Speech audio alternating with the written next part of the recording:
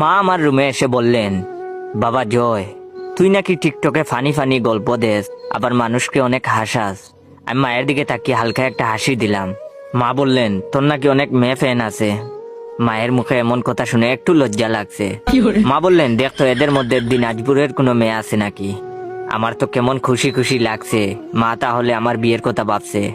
আমি একটু ভাব নিয়ে বললাম, তুমি কোনো চিন্তা করো না মা, আজই তোমার জন্য দিনাজপুরের মেয়ে বের করছি। মা বললেন, হ্যাঁ দেখ একটা ভালো মেয়ে পাওয়া যায় নাকি।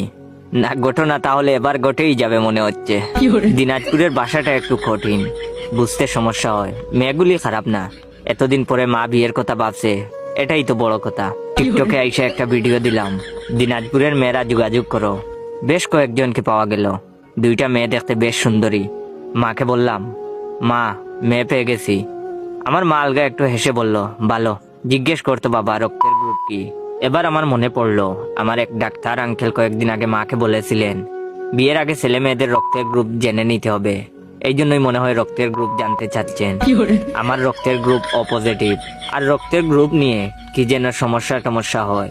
এ নেগেটিভ একটা মেয়ে পাওয়া গেল। এই মেয়েটা দেখতে অনেকটা নায়িকা নুসরাত পারিয়ার মতো। আমার বেশ পছন্দ হয়েছে। সব জেনে মা বললেন, তোর খালার সাথে দেখা করতে বল। আপনাদের বলতে ভুলে গেছি, দিনাজপুরে আমার এক খালা থাকে। আমার যে কি ভালো লাগছে, মা দেখি সব ব্যবস্থা করে রেখেছে। তখন আমি মাকে বললাম, আমরা কবে যাব মা। মা বললেন, 2-1 দিনের মধ্যেই যেতে হবে। মেয়ের নাম্বার টাম্বার সব মাকে দিলাম। পরের দিন মায়ের কাছে গিয়ে জিজ্ঞেস করলাম, কেমন লাগলো মা মেয়েটাকে। মা বললেন, হ্যাঁ মেয়েটা কি লক্ষ্মী। আমি মায়ের দিকে তাকাচ্ছি না, কেমন কেমন জানি লাগছে।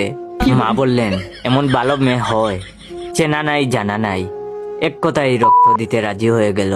আমি চমকে গিয়ে বললাম, মানে। মা বললেন, আরে তোর খালার মেয়ে রুনুর ডেলিভারির জন্য এ নেগেটিভ রক্তের দরকার ছিল, মেয়েটা এসে রক্ত দিয়ে গেছে। No, no, no.